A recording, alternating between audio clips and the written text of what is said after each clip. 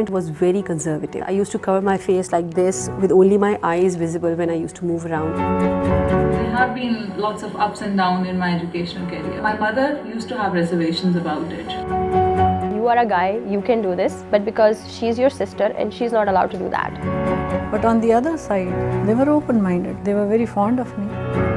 They would take my opinion. Probably they trusted me more. My father, he wasn't like that when I was a child. Like, we couldn't sit in the front seat of the car with him. Like, you shouldn't see other people. Father always backed me up, and because of my father's backing, there was a support that was coming up from my mother as well. He wanted me to be an engineer. He really wanted me to have a good degree and have a good future and career. It is more difficult for a woman to go out and have a professional life as well as managing a family. I was never allowed to wear lipstick. My mother would tell me that this is not right, you should not do this. We don't want women from our family out on the road. We would make bridges and buildings. We never saw any films. We never had a VCR or a DVD player at home. Among their own kids, like if that's a son, they have to send him to some good school, but for the girl, they would say, okay, fine, just send her to any school, which is right next to the house maybe. It was an amalgamation of all. They were, on one side, they were a bit conservative, but on the other side, they were open-minded. More than half of the population, they are women. So if you just take that part out, what do you expect? How would your economy would be? We educate the girls of our society. Whether they get into work, they get into profession or not, they would be productive, they would be constructive towards the society. Pakistani women are really, they're hard, they're brave, they're strong.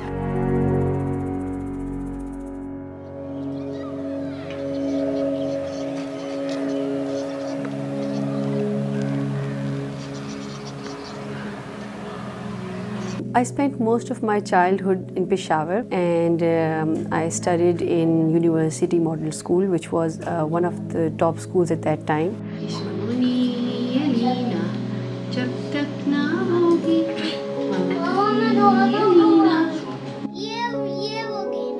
I've got 3 kids.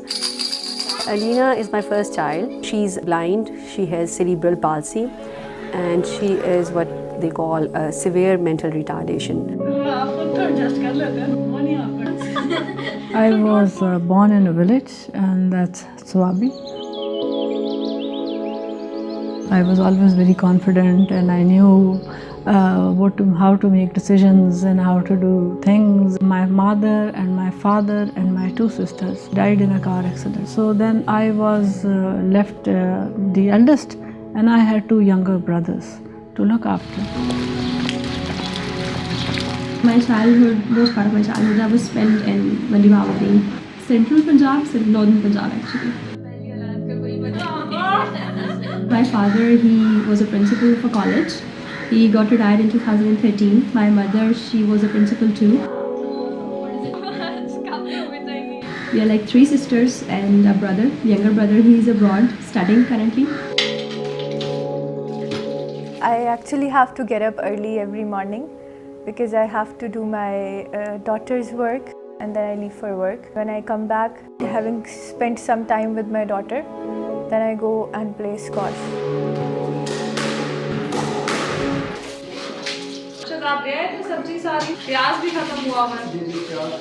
We used to have fights, but now it's like more of so that we get to understand each other more easily. Even if I do not say something, he gets to understand what I'm about to say. So that's actually scary for me as well, that wow, he'll get to know that what I'm going to say. But we've reached that level now.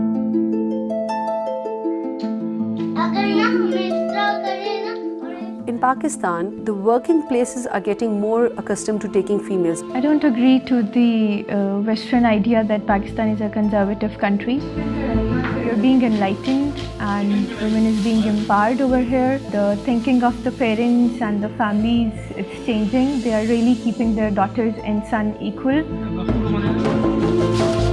But there are things that where women, they have to step aside for their own safety because of the social and moral values. The mindset have changed, people have changed. There is no gender biasness now. Gender equality is the word which sounds more in the society now. If Pakistan had been a conservative country, then maybe I would not have been sitting here.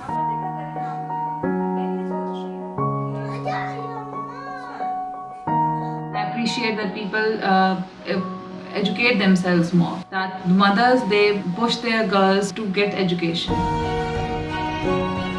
I am really glad that not the generation that I belong to, but the next generation, they are really appreciative of myself being a working woman, and they do come up, the girls, young girls, and they ask me, now how to get more education and get professional.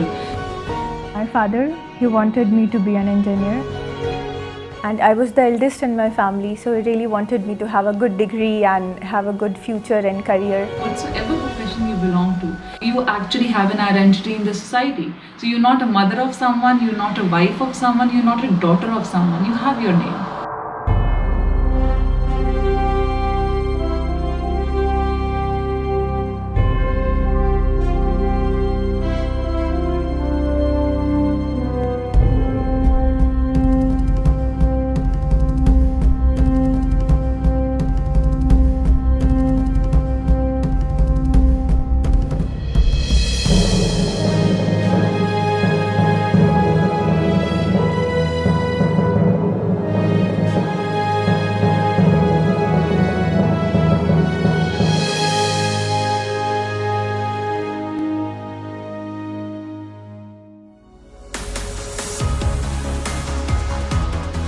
I'm Captain Varda.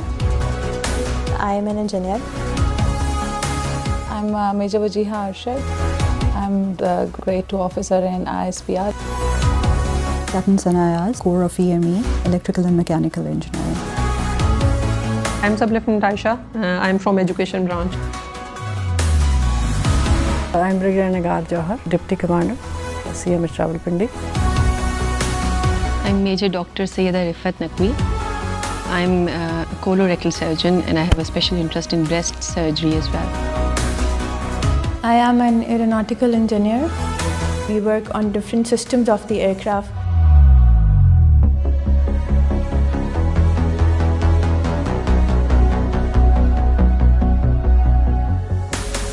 The way the army is, they train you as a wholesome package of, a perfectionist. They don't go for names, they don't go for their genders, they go for the percentages. You are trained to be more composed, more patient, have a grip over your emotions. Mentally more prepared towards anything unexpected. There were various parts of exercises. There were courses, physical, military courses. We get those bombing missions and also I find those things interesting. I was trained how to hold different kinds of guns and rifles and small pistols and all that. This is a daring course. It was tough. It was very tough. You are the force which has to take the guns and move up till your target and invade the place. On my first mission, I knew I never wanted to go back there. But then being a pilot, serving directly for the country. What I think is armed forces are the best platform to serve your country. The incentives were there, the promotions were there, the medals were there, the appreciations were there. An equal opportunity for everyone. The one who is good excels. I'm very happy in army. It gives me pleasure. Oh, I love it. That's why I chose this profession. I love it.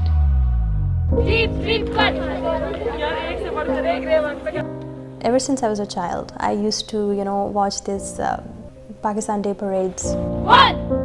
I already had a lot of respect for the institution, but never actually thought of joining. Being part of the setup, it came at a later stage. I always liked army a lot. When I was selected, it was a big thing for the whole family. They all were very happy. Whenever I used to look at the aircrafts passing by, they used to motivate me. This was the first time that Pakistan Army was taking in ladies. It sounded thrilling to me that it's the first time it is happening and I wanted to be a part of it.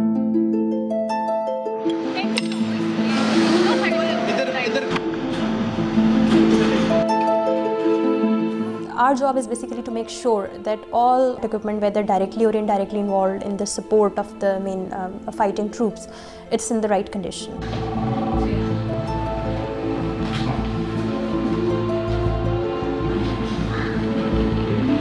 We make different analysis paper, presentations and researches and then pass it on to the higher authorities.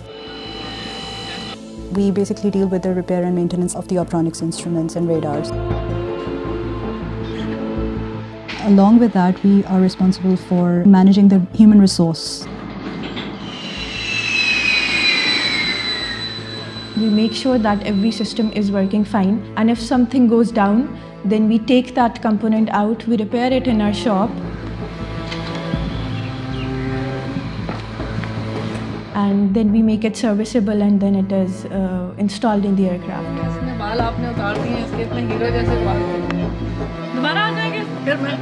Well, I visit the ITCs and the ICUs both, so that I know who were the patient who came at night and who are the patient who are gone. Secondly, there are sisters and there are other staff, and they know I'll be coming in the morning. So if they have any problem at night or some equipment is not functioning, so that is where I come in.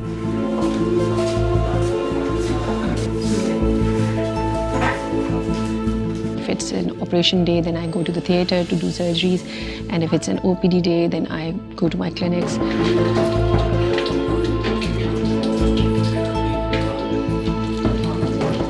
I usually perform around, I would say 10 to 15, at least 15 surgeries a day.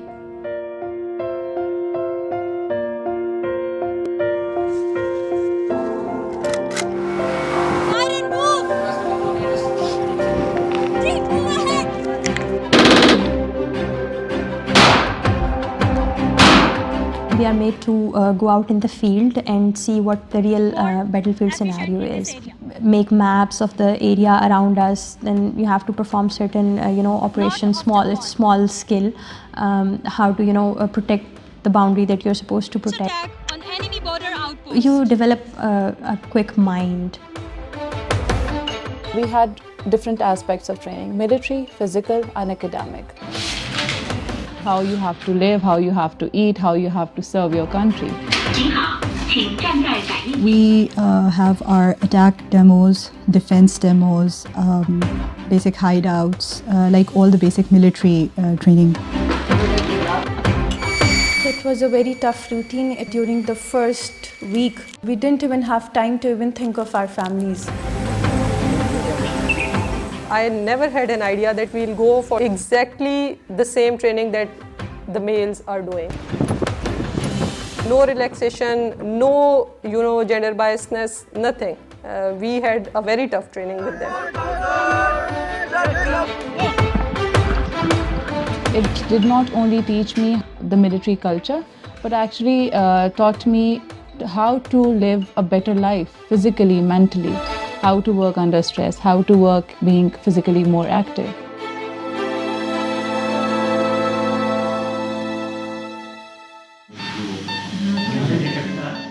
When the ayah comes out of the labor room and tells the parents that it's a girl, the thing starts from there.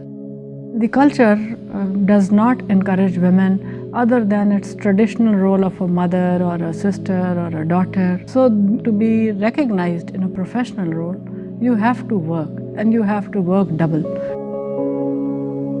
Why you are doing more or you are doing 3 times? Because you think you're doing 3 times because you're a mother or you're a daughter and you're putting in your womanhood as well, and then you're taking along the professional side. But seeing as a third person from another window, that might not be 3-4 times of the males. I wouldn't compare myself with the male counterparts. I am doing exactly the same job. We are basically doing all the same things that they are doing. We had the same training that they had. They used to think that I cannot work as much as a man, but when they saw me working, when they saw what I can do, they started adjusting with me and they started accepting me. Section number 3! We are not here to challenge them. You just don't go and make a speech. You have to prove yourself. Charge! If you work and you prove your worth, then there is no stopping you. It's all about how you deal with them. It's about your command and control. Air Force, it treats us in such a way that it has never made us feel that we are in minority or something like that, because we have always been treated equally. I really never get that opportunity to think, for instance, कि oh, I'm different, because I'm always with them, standing right next to them. We run together. We fly together. In formation flying, we've been told that you'll have another pilot on your wing, another aircraft. Then they've never told us that you'll have a woman or a male on your aircraft.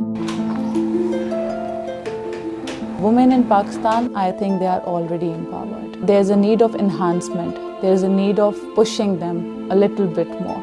But they are empowered. When I see, women working in the urban areas, I belong to a village. They make such an important part of our agricultural sector.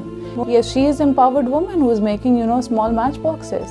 Her matchbox lying everywhere in every house. The people have accepted the female gender over here, and now things are very smooth, and it's just equivalent to any other male boss. I have these 4 ladies with me, and we always discuss this, that we are going to be the ones who have to make it to the combat. When I joined the Army Medical College, we used to have a class of 100 and only 10 ladies, and they were on merit, and there were 90 boys. But now if you go to the same medical college, the ratio is reversed. You have 90% females and 10% males. Think of all the Islamic states. You think of all the developing countries. This is the only country which has had 2 female general officers. No one else. I do have a choice, and I chose to live in Pakistan. I want my children to be raised in Pakistan. It's the easiest to work being a female in Pakistan. Pakistan is my country. I was born here and I was raised here, and I think there's no match to Pakistan anywhere in the world. The status that I have here, it is because of Pakistan. This is the only country where I want to live. Service before self and country before everything else. This is my country, this is my place, these are my people. I've got my roots in here. I cannot leave my country. I would not leave my country.